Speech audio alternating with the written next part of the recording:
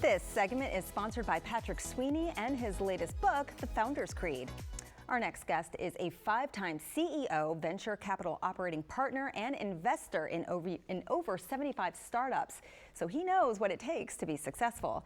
In his book, The Founder's Creed, Wall Street Journal bestselling author Patrick J. Sweeney reveals that the secret to hypergrowth isn't a better business plan. It's a refinery for belief. He joins us now to share tips on how to turn pressure into belief. Welcome to Great Day Washington, or should I say welcome back? Welcome back. Yeah, it's great to be back again. Thank you so much, Elaine. Of course, thanks for being here. All right, so of course we all want to achieve success in whatever industry we're in. Sure. What is the secret to your success, though? You know, I almost didn't have a career, so the secret to my success, if I could put it in a word, is fear. I woke up one morning and I was living this life of out-hustle everybody. My dad told me, you know, if you got time to lean, you got time to clean, even if you're the CEO. So it was always hustle, hustle, hustle.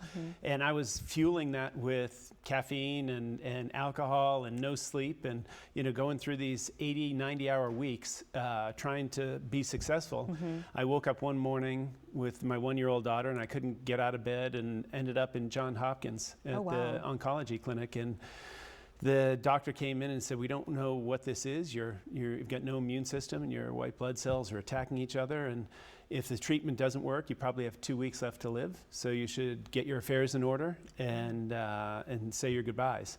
My daughter was a year old. My wife was 6 months pregnant. Oh my gosh. And the only thing I could feel at that time, Elaine, was regret. Because I had been so afraid in my life. I was terrified to fly, wouldn't get on a plane. And I said, if I get out of Hopkins, I'm going to be the kind of dad my daughter deserves to have, that can get on a plane and take her to Disney or take her to Ireland to see her family. And not to give away the ending, but I lived. Right. And when I got out, I started taking flying lessons at Leesburg Airport.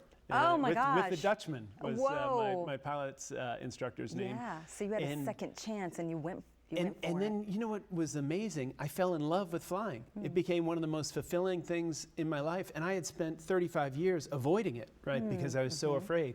And I found out that all your dreams are on the other side of fear. Right. And that's a big key to my success. Yeah, wow. Thank you for sharing that. Sure. I understand you talk about something called the Buddha Doctrine. Can you help us understand what that is? The Buddha Doctrine is a way to run a company or a sports team, or where it came from is something called the OODA loop, which is how Top Gun pilots learn how to fly. It's called Observe, Orient, Decide, and Act, OODA. And that helps you make decisions much faster. You've probably heard of Facebook's creed, which is move fast and break things, right? And that's exactly what you want to do in a startup. It's when people get stuck in this analysis paralysis, which is a fear, because freezing is one of the 3 things you do, fight, flight, or freeze.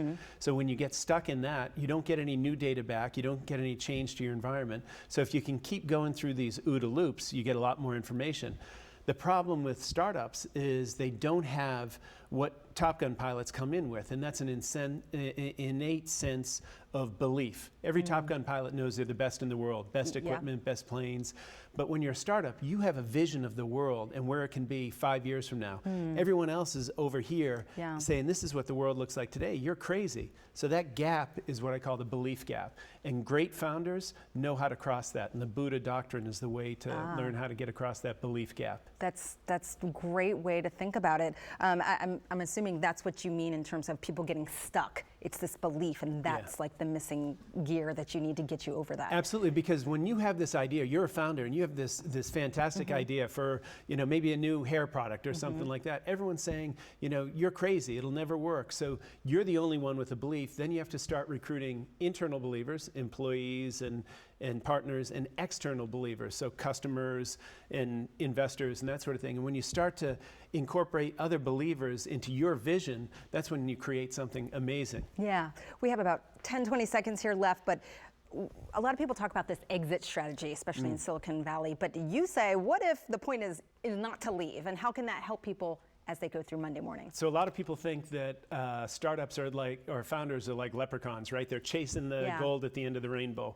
But it doesn't have to be that way. So a startup founder can get you to the top of the mountain. And what he's doing is, he or she is setting a guidepost for everyone else. So it's leaving a legacy, leaving something that other people can follow, other people can get the view from the top of that mountain. I see. Got it. Got it. All right. Thank you so much. It was Thank really you, great Lynn. talking to you.